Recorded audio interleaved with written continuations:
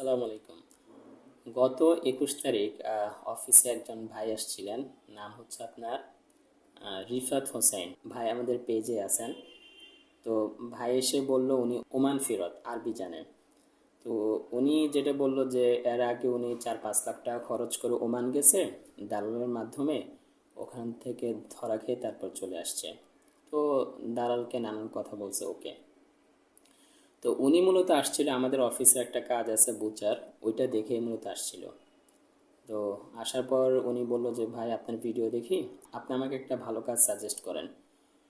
তো যেহেতু আমার কাছে সাজেশন চেয়েছিল, পরে আমি ওনাকে বললাম যে ভাই আজকে তো 21 তারিখ, 23 তারিখে আমাদের একটা ইন্টারভিউ আছে সরাসরি কোম্পানি, যেখানে যাবেন ওরা ইন্টারভিউ নেবে হাঙ্গার স্টেশনে, ওয়্যার হাউসের কাজ, প্যাকেজিংয়ের আর কি। তো আমি ওনাকে বললাম যে ভাই আপনি যেহেতু আরবি জানেন, আপনি ওইটাতে ইন্টারভিউ দেন, ইন্টারভিউটাও তো সৌদিয়ানরা নিবে, আপনার জন্য সহজই হবে।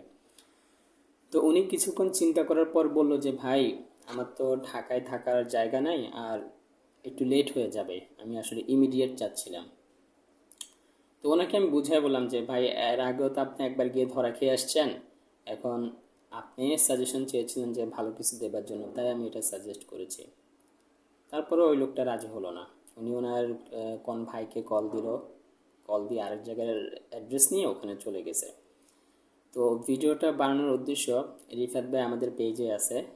তো বানানোর উদ্দেশ্য হলো কি, এই যে আপনারা এত তাড়াহুড়া করেন, এই ভাই তো এসে কমপ্লেন করেছিল যে ওনাকে দালালে ওমানে 4-5 লাখ টাকা নিয়ে পাঠাইছে, ওখানে ধরা খেয়ে আসছে। তো এই ভাইটা এখন যেখান থেকে যাবে, যদি ভালো থাকে তো আলহামদুলিল্লাহ, আল্লাহর রহমত। আর যদি খারাপ থাকে, দোষটা কার?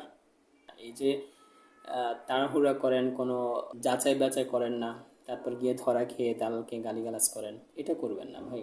2-4 জায়গায় যান, খোঁজ খবর নেন, যে কোম্পানিতে যাবেন ওখানে আগে কথা বলেন, ইন্টারভিউ দেন। ভাই সহজ হিসাব, নর্মাল কথা চিন্তা করেন, আপনি যেখানে যাচ্ছেন ওদের সাথে আপনার কোনো কানেকশন নাই, আপনি একটা থার্ড পার্টিকে পেমেন্ট করে গেলেন, হইলো? বিভিন্ন ভিডিও দেখেন না, রাস্তায় ঘুমাচ্ছে, খাবার নাই, কাজ নাই, কিছু নাই, এরা কোনো কোম্পানিতে জানে, ওরা সাপ্লাইয়ের মাধ্যমে গেছে, ঠিক আছে, ওরা থার্ড পার্টির মাধ্যমে গেছে। তো আমি বলবো ভাই 2-3 মাস সময় নেন, যে কোম্পানিতে যাবেন ওদের সাথে কথা বলেন, ওখানে ইন্টারভিউ দেন, যদি কোম্পানি আপনাকে সিলেক্ট করে, আপনাকে যদি পছন্দ করে, তারপর হচ্ছে আপনি যান। আপনি যেখানে যাচ্ছেন তারা যদি আপনাকে সিলেক্ট করে, আপনার কোনো টেনশন আছে? থাকা খাওয়ায় কষ্ট হবে না হয়তো ভাই। এই যে আমরা এখানে জব করি, আমাদের অনেক সময় স্যালারি 10 তারিখের জায়গায় 15 তারিখ 20 তারিখ হয়ে যায়, অনেক সময় এই মাসের স্যালারি পরের মাসেও হয়। এটা ভাই খুবই সিম্পল একটা ইস্যু। বাট আপনার থাকায় কষ্ট পাবেন না, খাবারের কষ্ট পাবেন না, 2-3 মাস গেলে এমনিতেই দেখবেন সব ঠিক হয়ে যাবে, যদি ডিরেক্ট কোম্পানিতে যেতে পারেন। ঠিক আছে, এই জন্য আমি বলবো ভাই ইন্টারভিউ দিয়ে যান, তারপর হচ্ছে যে কোম্পানিতে যাবেন ওখানে দেখে শুনে সিলেক্ট হয়ে তারপরে যাবেন। ঠিক আছে, আল্লাহ হাফিজ।